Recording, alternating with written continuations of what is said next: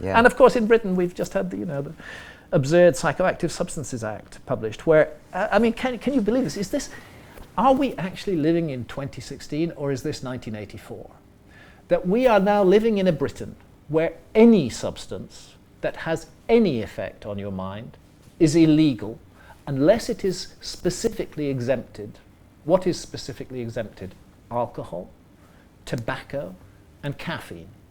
All other mind-altering substances are now illegal. That means that no adult in Britain can make any choice about their own mind, any choice at all, without breaking the law.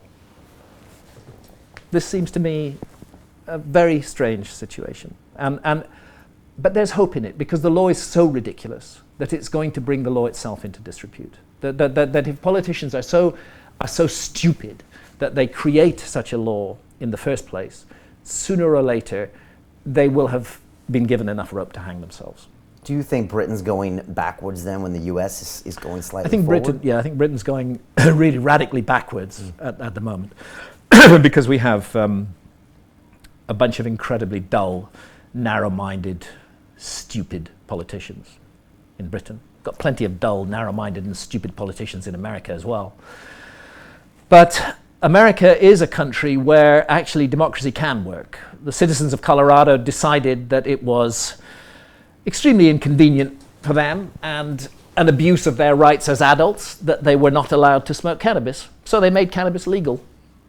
They took a vote, they legalized it, and now you can go into beautiful cannabis boutiques across Colorado and be treated as an adult, buy whatever you want and leave. Nobody is judging you, nobody's asking you questions, nobody's sending you to prison.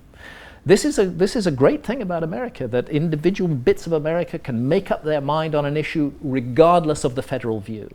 See, I can't imagine Northumberland or Yorkshire making cannabis legal if Westminster disagrees, but Colorado and Alaska can. So yeah, I think America is moving ahead. It's a good thing too, because America as a state entity has been the driving force behind all the evils of the war on drugs. So it's a very good thing that the American people at the grassroots level are saying enough, and they are ending that war state by state. Because make no mistake, the ending of the war on cannabis is the beginning of the end of the war on drugs. Yeah. And those who are invested in the war on drugs are desperately struggling to stop the legalization of cannabis, because they know that it's going to open the floodgates, and suddenly, all over the world, adults will be allowed to make decisions about their own minds, their own bodies, and their own consciousness without asking anybody's permission or breaking anybody's law, so long as they do no harm to others. It's fascinating to watch this kind of a civil war in America, where the federal is saying one thing, the state is saying the other. They both don't want to fight too hard against the other, but it's changing. Yeah. And you spend time in Colorado. When you're in a state like that is open to this idea of having sovereignty over your own body, does that have a knock-on effect to the rest of the society? Does it just seem like a different place? I think it does. Yeah. I like the air in Colorado. I feel that I'm breathing the air of some kind of freedom there. That people have freely chosen a particular way, and they've made it happen. Interestingly, people from all over America are flocking to Colorado. It's a very attractive place to go and live now. I understand property prices are zooming up. There's a huge economic boom as a result of cannabis. I suspect a lot of other states are looking at that and thinking this may be the way to go. It's still today 750,000, 750,000 Americans are still arrested every year for possession of cannabis. That's 750,000 Americans every year who are getting criminal records for doing what? Having a mild experience in their own homes, doing no harm to others. Of course, this is insane. And the same society even encourages them to drink alcohol, which is a far more dangerous drug. So we need to wake up as a human species. We need to, we need to become our own leaders. This is in my view, the next step forward. Do we really need leadership?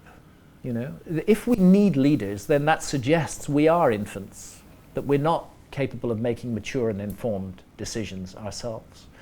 And I think that if humanity is going to progress, if we're going to move forward, that's the next step that we have to come to, that the role of leadership in society gets reduced. that we don't have these high-profile campaigns and these celebrity leaders going around. We don't actually need leaders. We can all be our own leaders. We need administrators. We need technocrats who can do certain things for us. But they're working for us. We're not working for them, you see. That's the thing. It's interesting.